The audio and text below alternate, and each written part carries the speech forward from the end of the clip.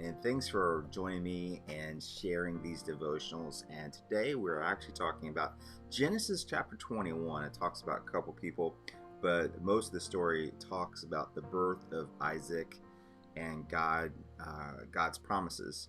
And so in the story in Genesis chapter 1, uh, the Lord keeps his word. Sarah becomes pregnant. Remember, she's in old age, and Sarah and Abraham didn't think they would ever have a son or become pregnant, but she does. And so she becomes pregnant. She has a son named, do you remember his name? His name starts with the letter I. His name was Isaac. And Sarah declared, God brought me laughter. Isn't it amazing that you can laugh at things that you never expected or that God does in your life? Anyway, it says this. It says, Ishmael, Hagar's servant, her son, uh, made fun of Abraham. And so if you remember this, Sarah couldn't have children at first.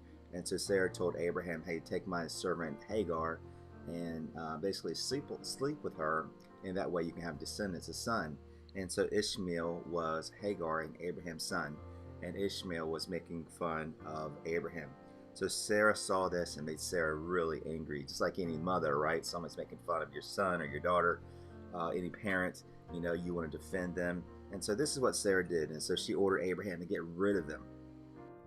Abraham became upset because this is Abraham's son and a person he cared for and loved, and didn't want to get rid of him and Hagar. But he did it.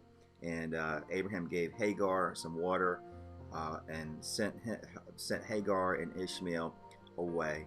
And as they were walking away in the wilderness for quite some time, it says how they ran out of water.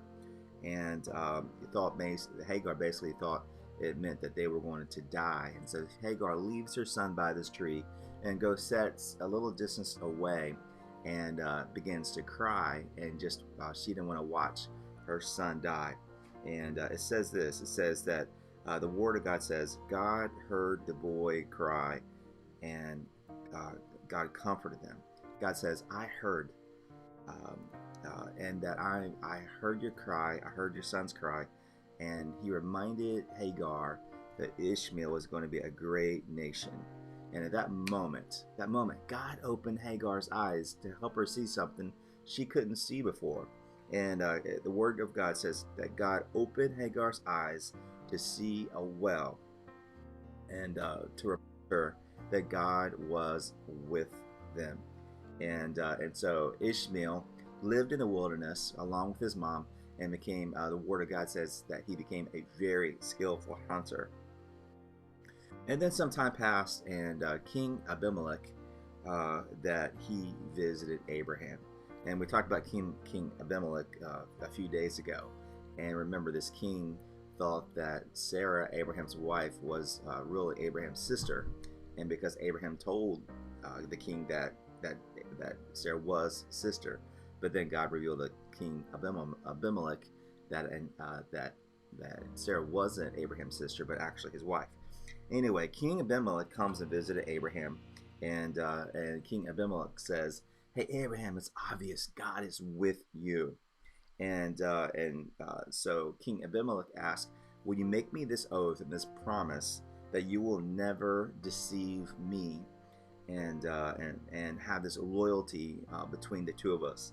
And so Abraham agreed, but almost immediately started complaining about a well that someone took. One of King Abimelech's servants took from Abraham. Almost immediately there was this complaining or quarreling between the two of them. And what Abraham does, Abraham wants to make things right, and so he goes and takes and sends Abimelech some sheep and goats, and basically saying, "Hey, I'm making this agreement between you and me that I'm going to do what I said I was going to do, that I'm going to treat you well, I'm going to be loyal to you." And so basically that's what happened. And so it says King Abimelech returned home, and Abraham built an altar to God. So my takeaway about these stories is this, is that God always keeps his word and does exactly what he promises that he will do. That what areas of your life does God need to remind you that it will be okay? Just like he reminded Abraham, it's going to be okay. I'm going to be with you. I'm going to be with your sons, with Ishmael.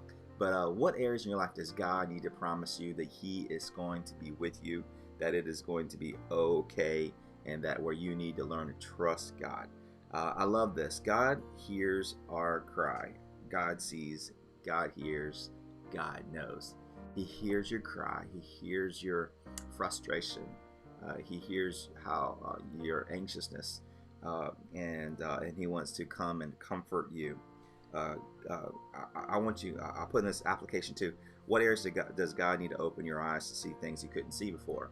You know that there's things that are all around you of God's promises and His faithfulness. But maybe you're blinded by selfishness, or blinded by sin, or you're blinded. You just don't see those things. God's hand in your life. But maybe you need to pray and ask God, God, help me to see things that I didn't see that were there before. Of God, of your provision, God, your faithfulness in my life. Remember, God is with you. And when other people around you, when they look at your life, it's obvious that God's with you. Here's my prayer today. Remember, God always keeps His promise. He is a promise maker and a promise keeper. And my prayer is this, that we would trust God with the big and small areas in our life, and we will learn to worship God every opportunity that we get. So I hope that encourages you today. Remember, God hears you. He knows you. He listens to you.